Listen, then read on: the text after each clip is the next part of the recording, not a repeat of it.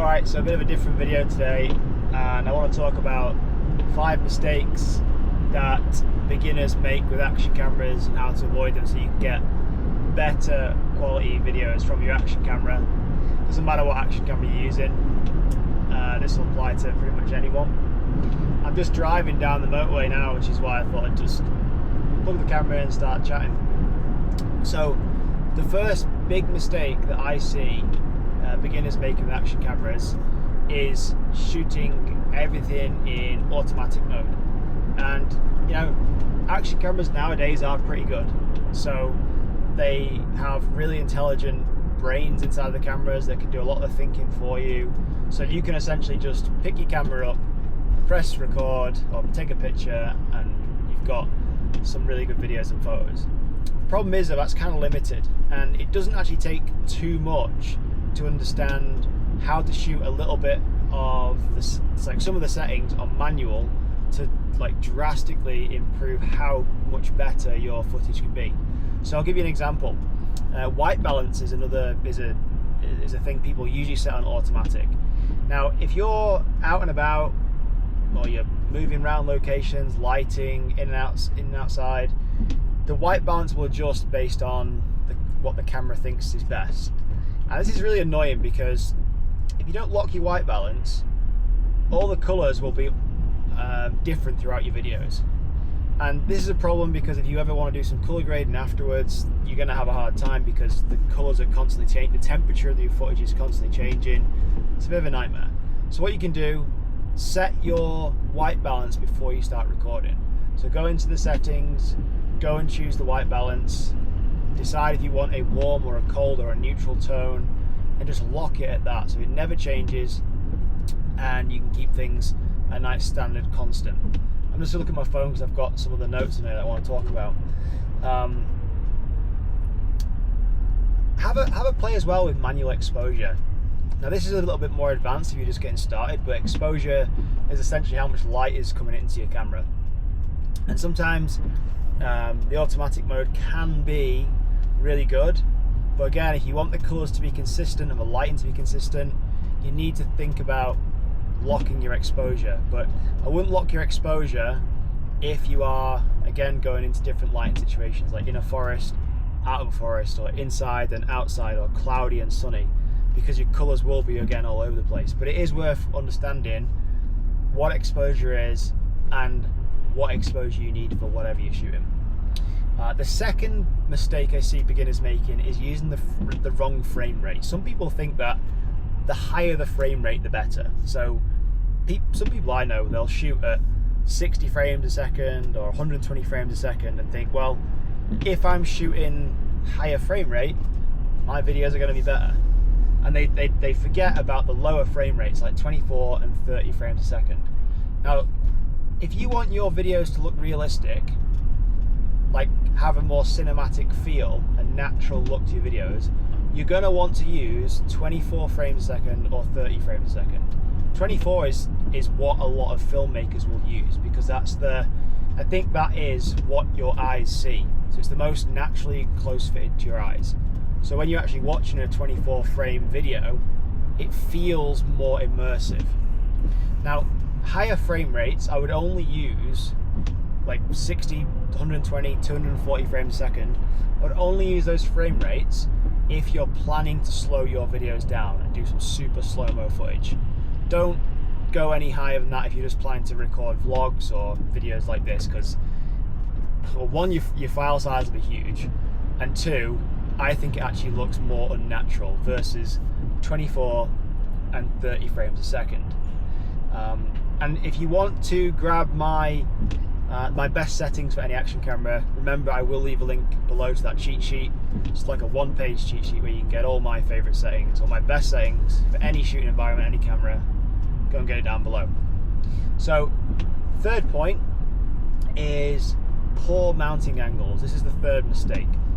So whether you're mountain biking, skiing, or even just like using your camera day to day for vlogs and things, a mistake I see is the mounting angles.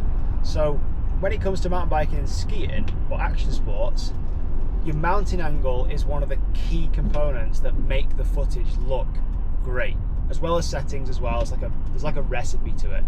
But you can have all the best settings, and then you could mount your camera wrong, and your footage would come out crap.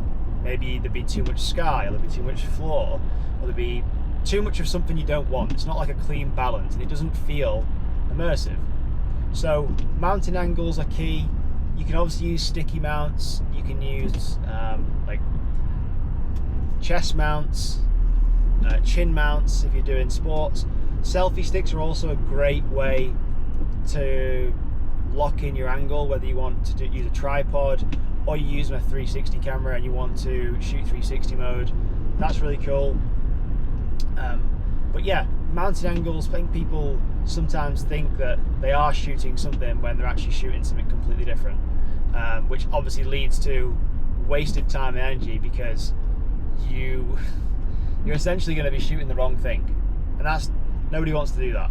You want to be able to turn your camera on, know it's pointing the right direction, know it's capturing what you want, and Bob's your uncle. Fourth mistake I see is the wrong stabilization settings, or ignoring stabilization altogether.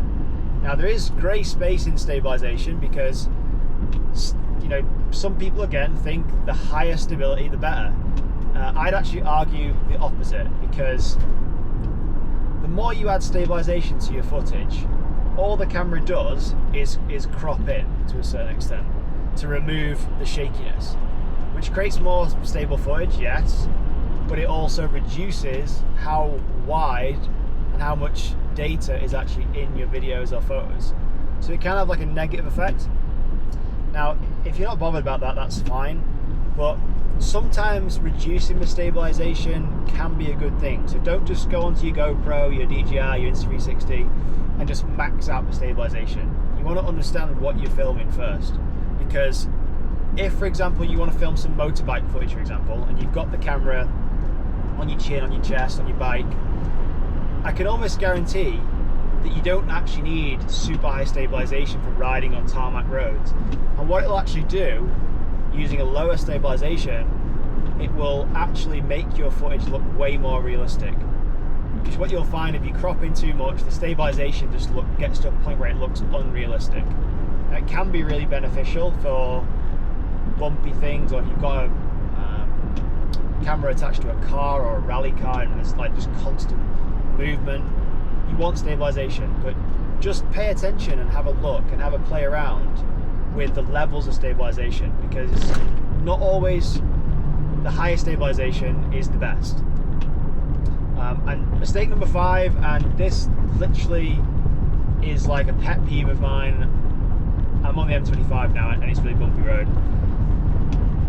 Mistake number 5, bad audio or wind noise. So wind noise destroys videos. I don't care what people think. I think bad audio destroys bad video over and over again.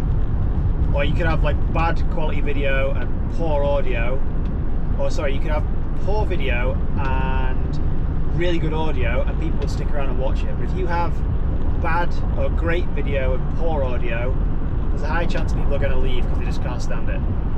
So, action cameras are getting better and better. This Insta360 Ace Pro 2 I'm shooting on now has a really cool built-in wind mic, which is a way better than Insta360's previous cameras, because they used to have these like stick-on foam dead cat microphone things, and I don't want to be buying action cameras or be trying action cameras and then having to stick on stupid furry things just to stop the audio being so windy.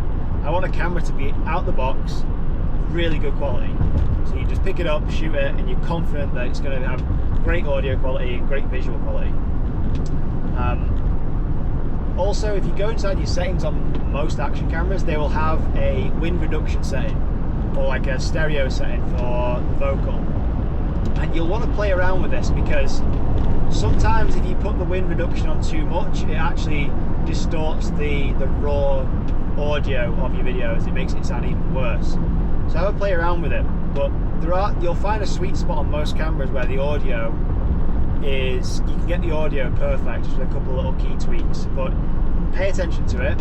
And I've mentioned this in another video, but if you want to upgrade your audio, this little bad boy. This is a DJI wireless microphone, and this thing is the dog's bollocks. This little microphone, it's not too expensive. You can connect it to action cameras and phones and everything, anything with a Bluetooth connection.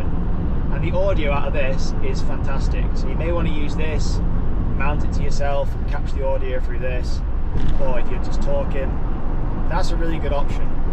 Those are the 5 mistakes the beginners making. Let me know in the comments below if you've got any others that I've missed off. There probably is some. And make sure you go and grab my video settings cheat sheet below, which is going to have all my favourite video settings for any action camera, so you can make sure you're capturing the best footage without any hassle or confusion of feeling like you put the wrong settings into your camera.